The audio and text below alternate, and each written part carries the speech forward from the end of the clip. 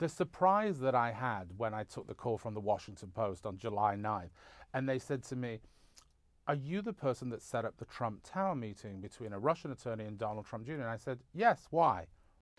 I believe in my world as a publicist in the entertainment business, if you've made friends, good acquaintances with somebody like Donald Trump, who first of all is powerful and successful and is a brand unto himself, and then is running for president of the United States, you need to save every single favor that you have, I believe, as the manager of somebody who was trying to break in the United States.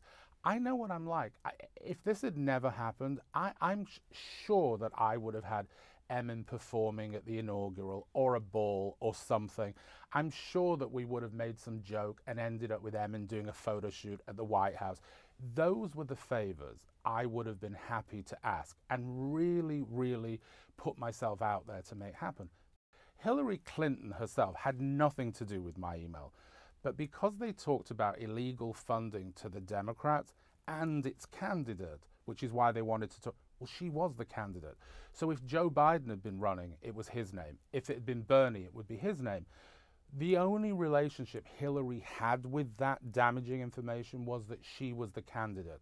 I didn't explain that very well. It sounded much more like she was involved in some way, in a negative way. So I take ownership for that. It wasn't well written. As I say, it wasn't made up, but it was definitely made better and hyped because I believed I had one shot to get Donald Trump Jr.'s attention.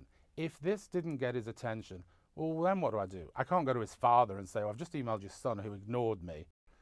I know he was not impressed because he stopped it mid-sentence and was just like, you know, thank you. After he said, I don't know why you're addressing this to us. You know, my father's a private citizen. But then he stopped it right away. And I was, as quick as he was off his feet, I was up 2 seconds later saying to them, thank you, goodbye, like get them out. It was obvious to me it was an embarrassment. I'd sent Ike Cavaladze a text message saying, you have to stop this. Look, our hosts are really irritated. I described them as the host. Jared Kushner, who had already interrupted Natalia and said, I've no idea what you're talking about. He was fidgeting away. I actually laughingly said, you know, I thought his head would explode.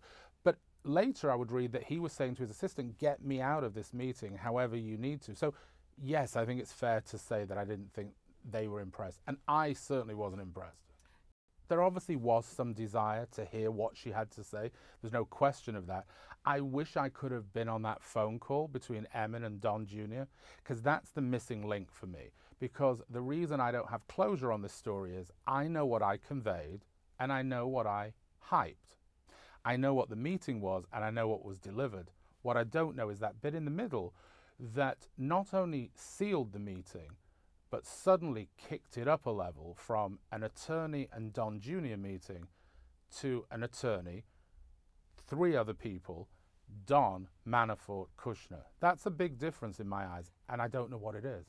But if the way in which they conducted my questioning is anything to go by, it's extremely thorough, it's extremely detailed, to the point, but non-partisan and professional, and that's what you need, because the rest of all of this is just grandstanding, and that just, you know, and Donald Trump's as good as anybody else. He knows a good soundbite when he needs one. The Mueller team, you hear nothing from them, nothing leaks from them. I think it's just a really professional operation, and we'll see. I mean, you know, it's been going however long it's been going. I'm sure at some point it will come to an end, and people will see what they've discovered.